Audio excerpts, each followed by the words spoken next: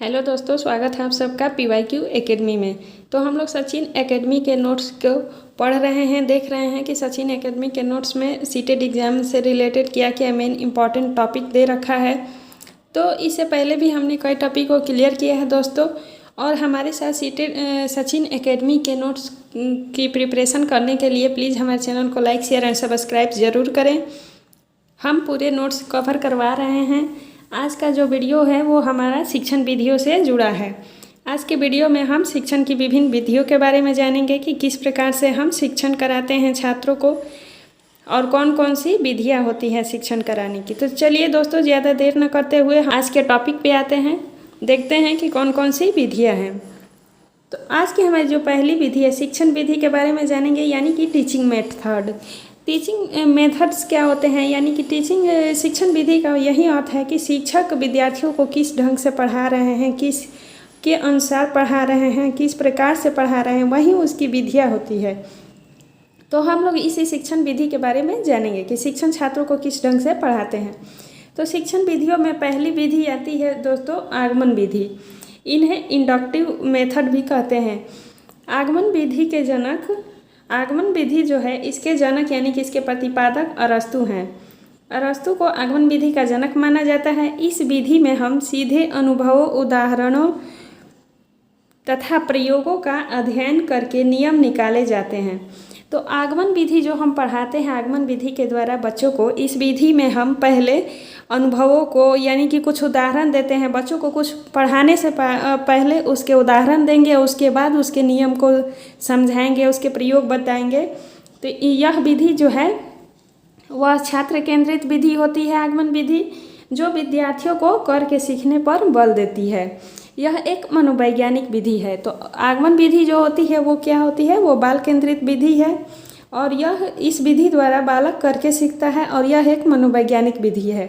आगमन विधि में ही हम उदाहरण से नियम की ओर जाते हैं, यानी कि बच्चों को पहले उदाहरण देते हैं फिर उसका नियम समझाते हैं। तो आई होप दोस्तों आप सभी को आगमन विधि समझ में आ गई होगी। आगे भी देखते हैं क्या दे रखा है।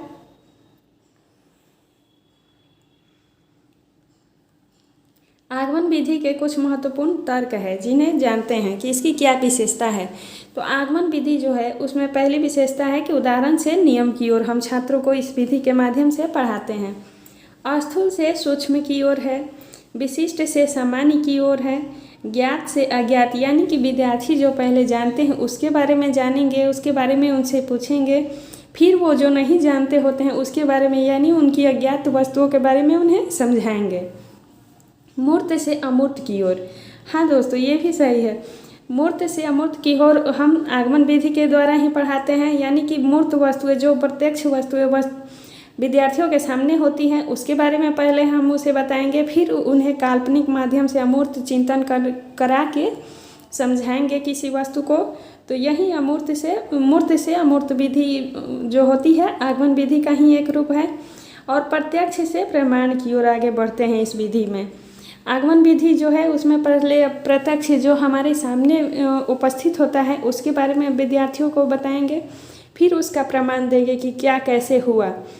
तो यानी ये जो उदाहरण है, उदाहरण विधि है, स्थूल से सूक्ष्म की ओर, विशिष्ट से सामान्य की ओर, ज्ञात से अज्ञात की ओर, मूर्त से अमूर्त और प्रत्यक्ष से प्रमाण की ओर।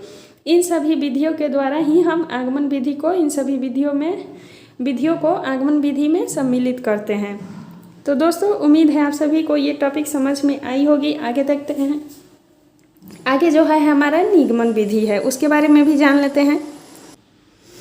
तो दूसरा हमारा क्या है, निगमन विधि, डिडक्टिव मेथड। निगमन विधि के जनक प्रतिपादक अरस्तु हैं।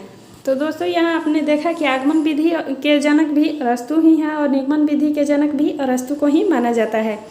इस विधि में हम सर्वप्रथम विद्यार्थियों को नियमों का ज्ञान देते हैं, उसके पश्चात उदाहरण देकर उन नियमों को समझाया जाता है। यह विधि एक शिक्षक केंद्रित विधि होती है। निगमन विधि जो है वो शिक्षक केंद्रित विधि है और आगमन विधि जो थी वो छात्र केंद्रित विधि थी। निगमन विधि में हम शिक्षक ही सारे नियम सिखाते हैं। निगमन विधि आगमन विधि के ठीक विपरीत कार्य करती है। निगमन विधि जो होती है वो आगमन विधि के ठीक विपरीत कार्य करती है, यानी कि आगमन विधि में हम उदाहरण से नियम की ओर जाते हैं और निगमन विधि में नियम से उदाहरण की ओर जाते हैं। जैसे कि हमें विद्यार्थियों को कोई टॉपिक पढ़ाना होता है तो पहले उसके नियम समझा देते हैं और फिर उसका उदाहरण देकर उन्हें समझाएंगे। तो यही निगमन विधि में होता है। निगमन विधि का जनक कौन है? तो अरस्तु हैं। और यह विधि किस प्रकार की विधि है? तो शिक्षक केंद्रित विधि है निगमन विधि। और आगे इसकी कुछ विशेषताओं के बारे में भी देख लेते हैं। निगमन विधि में हम किस प्रकार से विद्यार्थियों को पढ़ाते हैं वो भी जरा जान लेते हैं। प्रमाण से प्रत्यक्ष की ओर पढ़ाएंगे। पहले इसमें प्रमाण प्रस्तुत करेंगे, फिर प्रत्यक्ष की ओर, यानी कि विद्यार्थी जो जानते होते हैं उसके बारे में उन्हें समझाएंगे। सूक्ष्म से स्थूल को और इस विधि के माध्यम से पढ़ाते हैं। सामान्य से विशिष्ट की ओर पढ़ाते हैं, यानी कि विद्यार्थियों को जो सामान्य यानी कि सरल लगता है पहले वो चीज़ें समझाएंगे, उसके बाद विशिष्ट उसकी जो कुछ गुण विशेषता होती है उसके बारे में समझाएंगे। ज्ञात अज्ञात से ज्ञात की ओर इस विधि के माध्यम से हम पढ़ाते हैं, यानी कि जो अज्ञात वस्तुएं होती है उसके बारे में समझाएंगे, बताएंगे और फिर ज्ञात वस्तु यानी कि विद्यार्थी जो जानते होते हैं उसका उदाहरण देकर उन्हें समझा देंगे। नियम से उदाहरण की ओर इस विधि में हम आगे बढ़ते हैं, यानी कि ये पांचों जो है वो निगमन विधि की विशेषता है। इन्हीं सारी विधियों का प्रयोग हम निगमन विधि के माध्यम से करते हैं। तो दोस्तों, आगमन विधि और निगमन विधि के बारे में आपने देख लिया, जान लिया क्या है ये दोनों विधियाँ। अब आगे हम तीसरी विधि देखते हैं। तीसरा विधि जो है हमारा प्रोजेक्ट विधि है। प्रोजेक्ट विधि क्या है इसके बारे में भी जान लेते हैं। प्रोजेक्ट विधि के प्रवर्तक जो हैं, यानी कि इस विधि के जनक किलपैट्रिक थे। यह विधि अनुभव केंद्रित होती है। प्रोजेक्ट विधि जो होती है अनुभव केंद्रित होती है। इसमें बालकों के सामाजिकरण पर विशेष बल देती है। अनुभव के माध्यम से बालक जो सीखते हैं वह अपने समाज के द्वारा ही सीखते हैं, इसलिए इस विधि में सामाजिकरण पर विशेष बल दिया जाता है। इस विधि में विद्यार्थी स्वतंत्र रूप से कार्य करता है एवं अपनी समस्याओं का हल अपने स्वयं के विचारों के आधार पर करता है।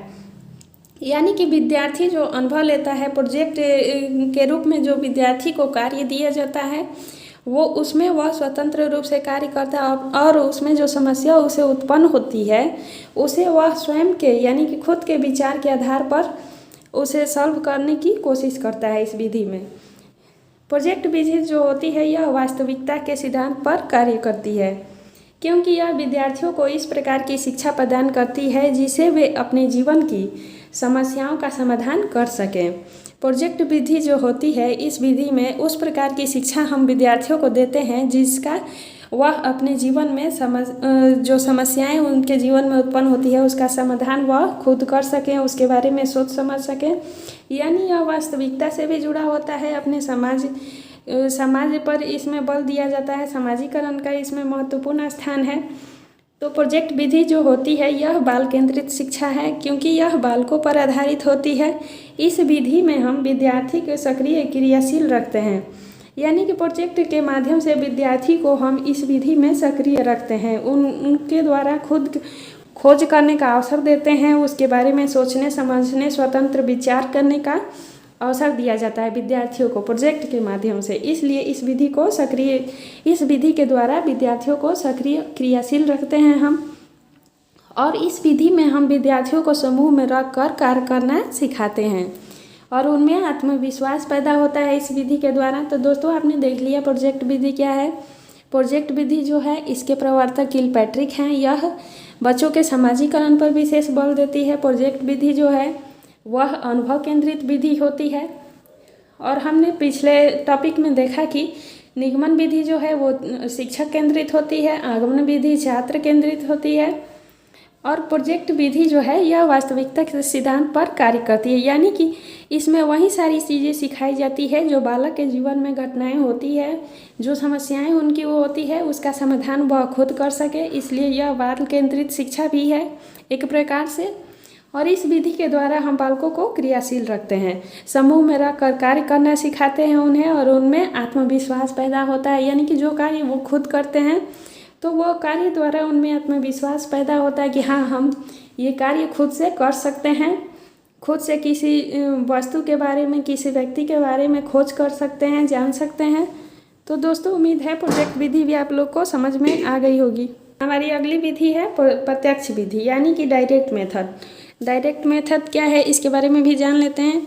इस विधि में बालक को बिना व्याकरण के नियमों का ज्ञान कराए भाषा सिखाई जाती है। यानी कि प्रत्यक्ष विधि जो है इसमें बालकों को व्याकरण के बिना नियमों का ज्ञान कराया जाता है और उसके माध्यम से उन्हें भाषा सिखाई जाती है।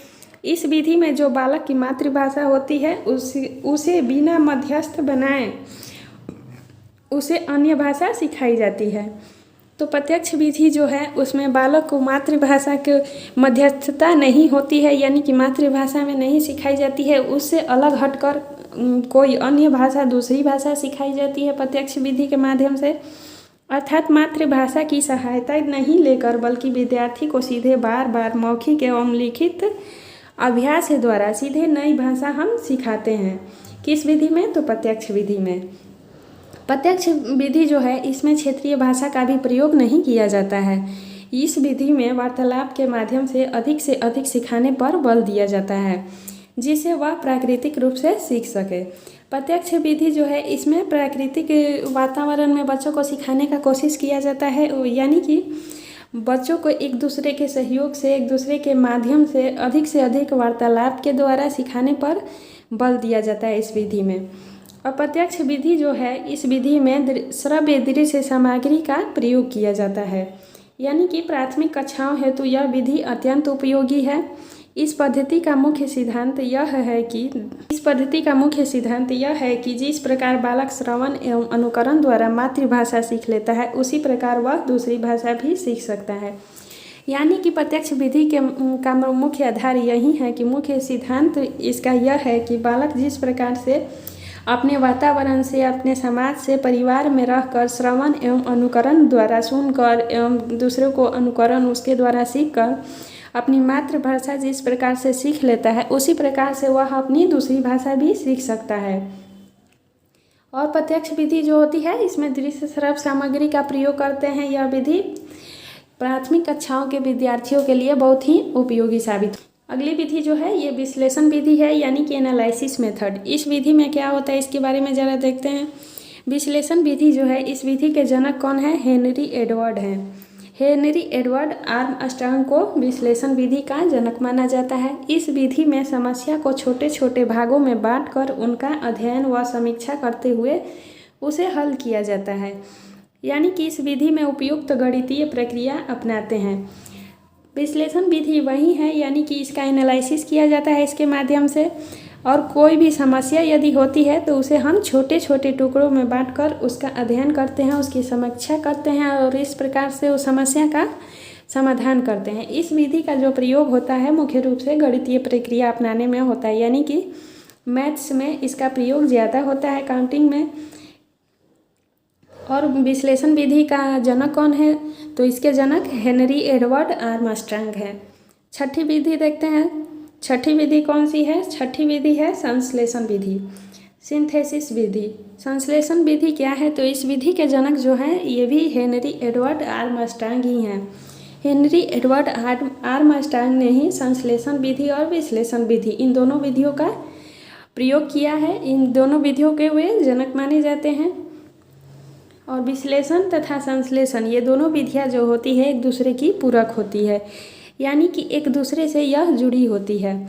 विश्लेषण कर लेने के पश्चात ही संश्लेषण का कार्य होता है। इस विधि में किसी समस्या के छोटे छोटे भागों को जोड़ते हुए समस्या का हल किया जाता है। संश्लेषण विधि जो होती है दोस्तों, इस विधि में हम समस्या के छोटे छोटे भागों को जोड़ते हुए समस्या का हल कर सकते हैं। यानी कि विश्लेषण विधि के माध्यम से हम समस्या को छोटे छोटे टुकड़ों में बांटकर उसका हल करते हैं, और संश्लेषण विधि जो है इस विधि में छोटे छोटे जो भाग खंड टूटे होते हैं उन्हें जोड़कर हम उस समस्या का निदान करते हैं। संश्लेषण विधि जो है इसका प्रयोग ज्यामितीय ज्योमेट्री में किया जाता है। प्रो यंग एक मनोवैज्ञानिक है दोस्तों, इन्होंने इस संश्लेषण विधि को बारे में कहा है कि संश्लेषण विधि जो होती है, संश्लेषण विधि, इस विधि में सूखी घास से तिनका निकाला जा सकता है, परंतु विश्लेषण विधि जो होती है उसमें तिनका घास से बाहर निकलना चाहता है। इनके अनुसार संश्लेषण विधि में सूखी घास से तिनका निकाला जा सकता है, परंतु विश्लेषण विधि में जो होता है स्वयं तिनका घास से बाहर निकलना चाहता है। तो आई होप दोस्तों आप सभी को संश्लेषण विधि और विश्लेषण विधि भी समझ में आ गई होगी। संश्लेषण विधि और विश्लेषण विधि, इन दोनों विधियों के जनक कौन है? तो हेनरी एडवर्ड आर्मस्ट्रांग है। विश्लेषण विधि में हम किसी भी समस्या या फिर किसी भी चीज़ को छोटे छोटे टुकड़ों में बांटकर और फिर उस समस्या का समाधान करते हैं, और संश्लेषण विधि में हम छोटे छोटे टुकड़ों को, भागों को जोड़ते हुए उस समस्या का हल करते हैं। तो ये दोनों विधियाँ समझ में आ गई होगी। संश्लेषण विधि जो है इसका प्रयोग ज्योमेट्री में किया जाता है और विश्लेषण विधि का प्रयोग गणितीय विधि में किया जाता है। अगला देखते हैं, अगला है अनुकरण विधि। अनुकरण विधि, सिमुलेशन मेथड। सिमुलेशन मेथड क्या है इसके बारे में भी जान लेते हैं। इस विधि में बालक अनुकरण करके सीखता है। अनुकरण विधि जो है इसमें बालक अनुकरण करके सीखता है। इस विधि को अनुकरण विधि कहा जाता है।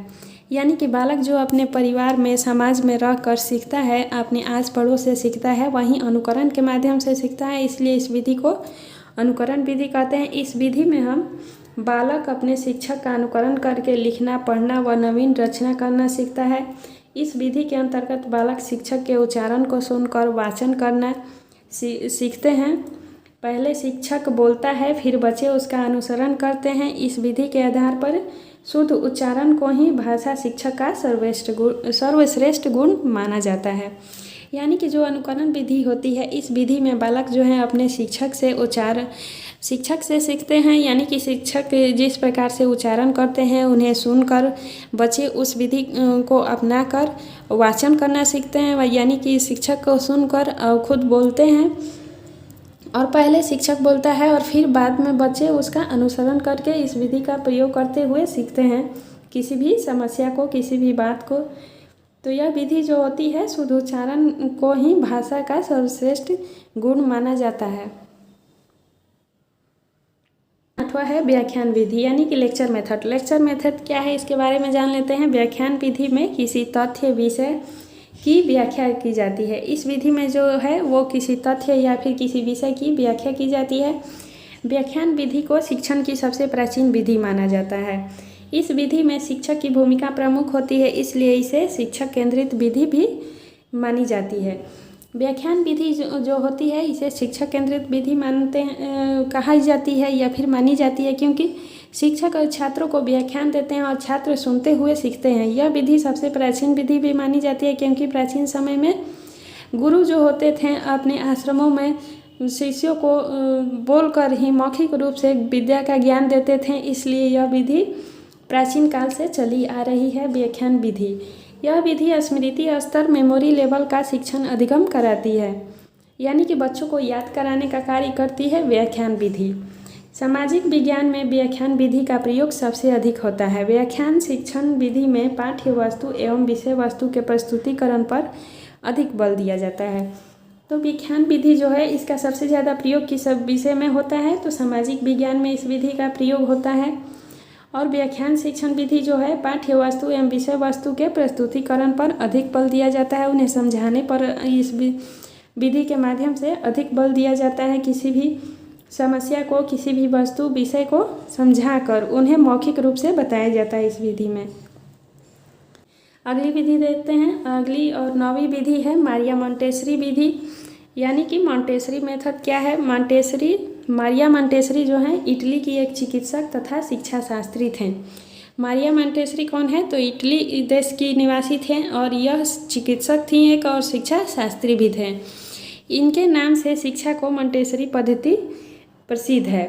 मॉन्टेसरी पद्धति जो है वो मारिया मॉन्टेसरी के नाम से ही प्रसिद्ध है। यह पद्धति 2.5 वर्ष से 6 वर्ष तक के बच्चों हेतु प्रयोग में लाई जाने वाली पद्धति है। मारिया मॉन्टेसरी विधि जो है वह कितने वर्ष के बच्चों के लिए है? तो 2.5 वर्ष से लेकर 6 वर्ष तक के बच्चों को इस विधि के द्वारा प्रयोग करते हुए सिखाई जाती है, शिक्षा दी जाती है। मारिया मॉन्टेसरी विधि का विकास डॉक्टर मारिया द्वारा रूस विश्वविद्यालय में मंदबुद्धि बालकों की चिकित्सा हेतु, उनकी शिक्षा हेतु किया गया। डॉक्टर मारिया मॉन्टेसरी जो हैं ये इटली देश की निवासी थी और इन्होंने अपनी इस मारिया मॉन्टेसरी विधि का प्रयोग कहाँ पर किया था? तो रूस के एक विश्वविद्यालय में किया था। उस विद्यालय में मंदबुद्धि के बालकों की चिकित्सा हेतु उनको शिक्षा प्रदान करके किया था। यानी कि जो कुछ समय के बाद सामान्य बुद्धि के बालकों के लिए भी शिक्षा में उपयोग लाई जाने लगी। पहले यह शिक्षा जो होती थी मंदबुद्धि बालकों के लिए होती थी, परंतु कुछ समय के बाद धीरे धीरे ये सामान्य बुद्धि के बालकों के शिक्षा के लिए भी मारिया मोंटेसरी विधि का प्रयोग होने लगा।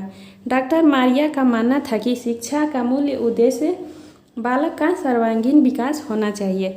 डॉक्टर मारिया मोंटेसरी का यही मानना था कि शिक्षा का मुख्य उद्देश्य बालकों का सर्वांगीण विकास करना है, उनके सभी पक्षों का विकास करना है, नैतिक, चारित्रिक, शारीरिक, हर प्रकार के गुण जो होते हैं सभी का विकास करना बालक का इस विधि का मुख्य उद्देश्य है। तो दोस्तों, मारिया मोंटेसरी विधि के बारे में भी हमने जान लिया। अब अगला विधि देखते हैं, डाल्टन विधि के बारे में जान लेते हैं। डाल्टन पद्धति के जनक जो हैं, इस पद्धति के प्रतिपादक कुमारी हेलेन पारखस्ट को माना जाता है। यानी कि डाल्टन विधि का प्रतिपादक जो है हेलेन पारखस्ट को माना जाता है। इस विधि का निर्माण कक्षा में होने वाले शिक्षण के दोषों को दूर करने के लिए किया जाता है। डाल्टन विधि जो है इसका प्रयोग किया जाता है जब कक्षा यानी कि क्लास में शिक्षण हो रहा है, उस समय जो दोष उत्पन्न होते हैं, जो समस्या उत्पन्न होती है, उसे दूर करने के लिए डाल्टन विधि का प्रयोग किया जाता है। इस विधि में अध्यापक द्वारा छात्रों को कुछ निर्धारित कार्य यानी कि असाइनमेंट के रूप में दिए जाते हैं, जिन्हें विद्यार्थी को दिए हुए समय के भीतर करके देना होता है। इस प्रकार इस विधि द्वारा कार्य करने में बालकों को पूर्ण स्वतंत्रता दी जाती है। डाल्टन विधि जो है इसका प्रयोग हम शिक्षण के दोषों को दूर करने के लिए करते हैं, और यह विधि जो है इसका अध्यापकों द्वारा छात्रों को कुछ निर्धारित कार्य देकर, जैसे कि असाइनमेंट के रूप में आप सभी को कार्य मिलते हैं और उसका हम स्वतंत्र रूप से कार्य करते हैं, खोज करते हैं और अपना असाइनमेंट बनाते हैं, तो उसी विधि के माध्यम से बालकों को सिखाया जाता है। और यह विधि जो है इस विधि द्वारा कार्य करने में बालकों को पूर्ण स्वतंत्रता दी जाती है, क्योंकि वह खुद से खोज करके अपना कार्य असाइनमेंट बनाते हैं और कार्य करते हैं। इसलिए यह विधि बहुत ही सहायक विधि भी होती है छात्रों के लिए। अगली विधि देखते हैं। अगली विधि देखते हैं दोस्तों। अगली और हमारी लास्ट विधि है भाषा संसर्ग विधि। भाषा संसर्ग विधि क्या है, इसके बारे में जान लेते हैं। यह एक व्याकरण शिक्षण की विधि है। इस विधि को आप व्याकृति विधि भी कहते हैं। भाषा संसर्ग विधि जो है यह व्याकरण शिक्षण की विधि है, यानी कि इस विधि में व्याकरण का शिक्षण कराया जाता है। इस विधि को अव्याकृति विधि के नाम से भी जाना जाता है। इस विधि में रचनाओं के माध्यम से व्याकरण का ज्ञान दिया जाता है। प्राथमिक कक्षाओं हेतु यह विधि काम में ली जाती है, क्योंकि यह भाषा की शुद्धता के प्रयोग पर बल देती है। इस विधि के द्वारा छात्रों को अच्छे लेखन की पुस्तकें के माध्यम से व्याकरण का ज्ञान दिया जाता है। यानी भाषा संसर्ग विधि के बारे में आपने देख लिया कि भाषा संसर्ग विधि जो है इस विधि में व्याकरण शिक्षण की विधि है। यानी कि इस विधि में व्याकरण शिक्षण पर जोर दिया जाता है, शुद्ध उच्चारण पर जोर दिया जाता है, बालकों को शुद्धता से भाषा सिखाने पर इस विधि में जोर दिया जाता है। और भाषा संसर्ग विधि जो है इसे हम अव्याकृति विधि भी कहते हैं, और इसमें रचनाओं के माध्यम से व्याकरण का ज्ञान दिया जाता है। और प्राथमिक कक्षाओं में यह विधि प्रयोग में ली जाती है, क्योंकि यह भाषा की शुद्धता के प्रयोग पर बल देती है। इसलिए प्राथमिक कक्षाओं में इसका बहुत ही ज़्यादा उपयोग होता है, क्योंकि प्राथमिक कक्षाओं से ही बच्चों की भाषा का शुद्धता पर बल दिया जाता है, तभी वो आगे भी अपनी भाषा पर सही ढंग से पकड़ मजबूत कर पाएंगे। इसीलिए भाषा संसर्ग विधि जो है इसका प्राइमरी क्लासेज में ज़्यादा से ज़्यादा उपयोग होता है। तो दोस्तों, यहाँ पर हमने सभी पूरे 11 विधियों के बारे में, शिक्षण विधियों के बारे में देख लिया। उम्मीद है आप सभी को ये सभी शिक्षण विधियाँ अच्छे से समझ में आ गई होगी, याद हो गई होगी। तो हमारे साथ सचिन एकेडमी के सारे नोट्स को पढ़ने के लिए, अच्छे से पढ़ने के लिए प्लीज़ हमारे चैनल को अधिक से अधिक लाइक, शेयर, सब्सक्राइब करें और अपने दोस्तों में भी इसे ज़्यादा से ज़्यादा शेयर करें। Thanks for watching this video.